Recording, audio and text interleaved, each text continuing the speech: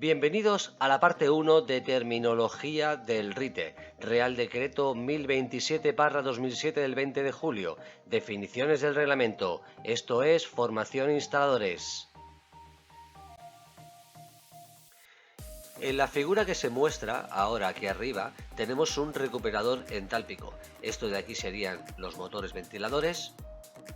Y esta parte que parece un rombo sería un sistema de filtrado capaz de captar la humedad y mezclarla en su interior para no derrochar la humedad y la temperatura.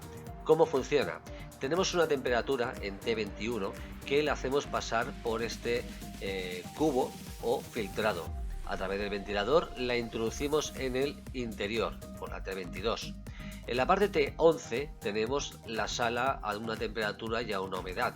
Lo recoge el ventilador, lo hace pasar a través de este intercambiador y lo expulsa al exterior. Lo que nos ayuda a este intercambiador es cuando tenemos una humedad alta, relativamente alta, y en el exterior una humedad muy baja, lo que nos evita con una eficiencia aproximada o mínima según normativa del 75% es no derrochar ni energía ni humedad, que está situado en la parte inferior, como podéis comprobar. Empezaremos hablando de la primera definición. Aire de expulsión, EA. Es el aire extraído de uno o más locales y expulsado al exterior, que estaría aquí, ya después de haberlo recogido del interior, ¿vale? Y expulsado al exterior. En la segunda tenemos aire de extracción, AE, aire tratado que sale de un local. En la tercera, bastante importante, el ODA es el aire exterior, aire que entra en el sistema procedente del exterior antes de cualquier tratamiento. Es esta parte de aquí y es simplemente la calidad que tengamos en el exterior. Aire de impulsión, SUP, aire que entra tratado en el local o en el sistema después de cualquier tratamiento. Estaría justamente aquí. En este caso sería ODA, lo filtraríamos, si tuviera algún sistema de batería lo precalentaríamos o lo enfriaríamos y lo introduciríamos en las condiciones que nos dé la gana dentro del habitáculo. Este también es bastante importante, que es el IDA. El IDA estaría dentro del habitáculo y es la calidad del aire ambiente. Aire tratado en el local o en la zona. Puede ser que una vez filtrado desde el ODA al SUP, en la parte interior, todo el aire lo hemos filtrado. También hablaremos ahora del aire de recirculación, que sería este de aquí, que lo que haría el climatizador, cogería el ambiente y lo filtraría por los filtros del climatizador. En cuanto a las definiciones de calentadores, tenemos calentador de agua caliente sanitaria a gas, llamado calentador a gas. Todo aparato dedicado exclusivamente a la producción de agua caliente sanitaria en el que el calor procedente de la combustión de los combustibles gaseosos es transferido directamente por medio de un circuito abierto de agua de consumo, que sería, pues este sería atmosférico y este sería uno tipo estanco, ¿vale? Aquí no hay ningún tipo de acumulación, sino que pasa el agua directamente por el intercambiador, generamos la combustión, el agua absorbe la energía y la introducimos para agua caliente sanitaria. Calentador de agua caliente sanitaria a gas por acumulación. Calentador a gas con un depósito de acumulación de agua integrado con las condiciones térmicas de uso, que podrían ser estos dos. Tendremos un quemador en la parte inferior que calentaríamos el agua independientemente de que entre o no entre, porque todo el habitáculo estaría completamente lleno de agua y por intercambio con el quemador calentaríamos hasta la temperatura deseada y la prepararíamos. Acordaros, pregunta de examen, la acumulación será como mínimo de una temperatura de 60 grados. Calentador instantáneo de agua caliente sanitaria a gas. es el calentador a gas que realiza el calentamiento en función del caudal de agua extraído. Esta sería como la definición anterior, que sería este de aquí, simplemente una caldera o un calentador utilizado para agua caliente sanitaria, y calentaría directamente sin ningún tipo de microacumulación ni ningún tipo de acumulación. Seguimos con las definiciones. Biomasa habla en general. Es cualquier combustible sólido, líquido o gaseoso no fósil compuesto por materia vegetal o animal, o producido a partir de la misma mediante procesos físicos o químicos, susceptible de ser utilizado en una aplicación energética, como por ejemplo las astillas, el metileste de girasol o el biocombustible procedente de una digestión anaeróbica. El biocombustible es un combustible que en el supuesto caso sale de un subproducto o es aprovechado, en el cual en forma líquida, sólida o gaseosa. En primer lugar, por ejemplo, tenemos el aceite de girasol, o el aceite que recuperan en los colegios, que es utilizado como combustible. El sólido de las astillas se convierten en los famosos pellets. O la parte gaseosa, que si tenemos una granja es aprovechado los pedos de las vacas, el metano es recuperado y tratado para ser utilizado como combustible. El biocombustible sólidos son aquellos combustibles sólidos no fósiles, compuestos por materia vegetal o animal, o producidos a partir de la misma mediante procesos físicos o químicos, susceptibles de ser utilizados en aplicaciones energéticas, como por ejemplo los huesos de aceituna, las cascarillas, las cáscaras de almendra, los pellets, las astillas y los orujillos, que sería pues de la uva, la parte interior que no nos gusta y apartamos cuando es fin de año. Seguiremos hablando de la bomba de calor, máquina, dispositivo o instalación que transfiere calor del entorno natural, como el agua, el aire o la tierra, al edificio o aplicaciones industriales, invirtiendo el flujo natural de calor de modo que fluya de una temperatura más baja a una más alta. En el caso de las bombas de calor reversible, también pueden trasladar calor del edificio al entorno natural. En el dibujo tenemos una máquina de expansión directa tipo bomba de calor. ¿Qué diferencia hay entre una modo frío a una bomba de calor? Simplemente está mal dicho decir válvula de 3 vías o válvula de 4 vías. Es una válvula inversora de ciclo, que sería este de aquí. Cuando el aparato de aire acondicionado absorbe la energía del interior, la expulsa al exterior. Pero gracias a este elemento, lo que procedemos a hacer es el caso inverso. Aprovechamos el calor de la calle y lo introducimos dentro del habitáculo. Seguimos con la definición de caldera. Equipo a presión en el que el calor procedente de cualquier fuente de energía se transfiere a los usos térmicos del edificio por medio de un circuito de agua cerrado. No se incluyen en esta definición aquellos equipos basados en motores de combustión interna o externa, los de cogeneración o bomba de calor. En el dibujo de la derecha tenemos dos calderas con quemadores a gas externo alimentados con combustible gaseoso, gas natural. Seguimos con calefacción, proceso por el que se controla solamente la temperatura de aire de espacios con carga negativa. Esto es importante. ¿Qué significa carga? Hay que diferenciar lo que es carga negativa con demanda negativa. No es lo mismo. La carga es lo que tenemos en el interior. Como es carga negativa, como podéis intuir, es que hace frío en el interior y necesitamos demanda positiva.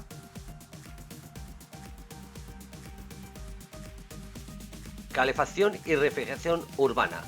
Cuando la producción de calor o frío es única para un conjunto de usuarios que utiliza una misma red urbana.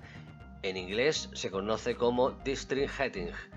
Básicamente lo que tenemos es por ejemplo, cuando se queman las basuras, el calor generado de un subproducto es aprovechado para mover unas turbinas que producen electricidad.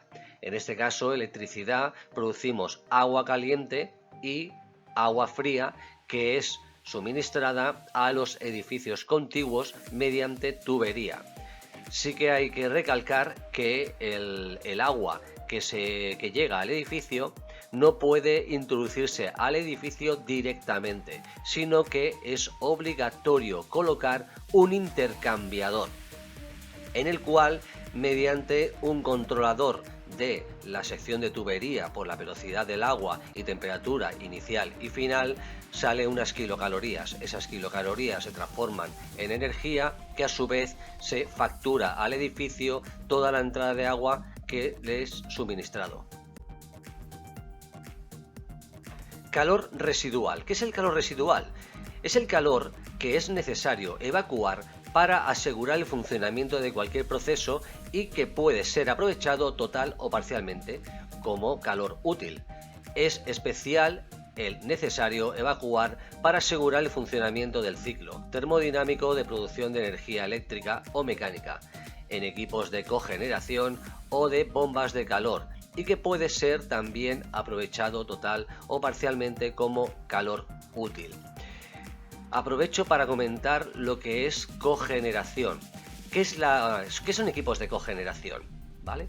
Los equipos de cogeneración, imaginaros, seguramente que lo conozcáis como burra, ¿vale?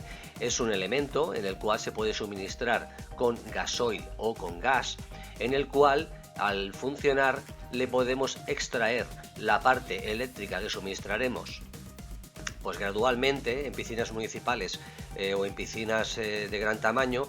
Es muy común que funcione y lo que hace es producir electricidad, y el calor residual que produce es aprovechado para calentar el agua de la piscina.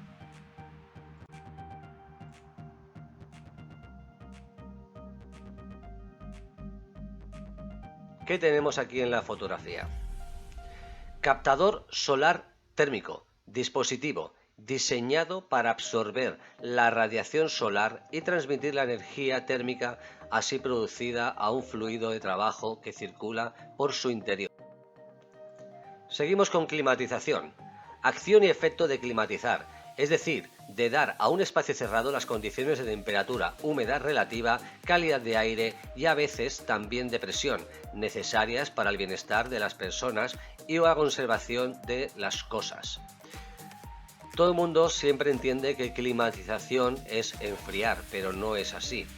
A la hora de climatizar un habitáculo, lo que hacemos es, si tenemos que aportar energía positiva o energía negativa al habitáculo para mantener las condiciones que hablamos con anterioridad. Si estuviéramos en invierno sería entre 21 y 23, y si estuviéramos en verano sería entre 23 y 25. La humedad relativa, el mismo caso, si estuviéramos en verano sería 50-60, si estuviéramos en invierno sería de 40-50. La calidad del aire, en este caso, dependiendo si es un hospital, si es una oficina, va a concordancia a lo que es el tipo de actividad. Y a veces también la presión. La presión se refiere a lo que es el ambiente. Por ejemplo, imaginaros un quirófano. Un quirófano tiene que estar sobrepresionado. Básicamente, ¿para qué? Para que ningún tipo de agente externo pueda ser introducido al interior del quirófano y provocar pues infecciones. También, por ejemplo, en piscinas municipales o en piscinas es muy usual tenerlo al revés. Tiene que estar en depresión, básicamente para evitar que la humedad o el cloro del interior pase a lo que son los pasillos y a los vestuarios, que se encontraría con partes metálicas y se producirían oxidaciones. CLO, pregunta de examen. Esta definición la preguntan bastante. Es la unidad de resistencia térmica de la ropa. Un CLO es igual a 0,155 metros cuadrados grado centígrados barra vatio. Imaginaros, 0 CLO es que vas desnudo, con lo cual, a medida que aumenta ese valor, es que vas más cubierto. No es lo mismo, por ejemplo, un gimnasio que climatizar unas oficinas, que van con chaqueta, pantalones.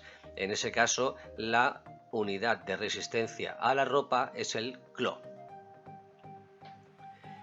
En la modalidad de calefacción, COP, es la eficiencia, bueno, la fórmula del COP sería que es la relación entre la capacidad calorífica y la potencia efectivamente absorbida por la unidad. El COP sería igual a la potencia calorífica dividido entre la potencia que me consume.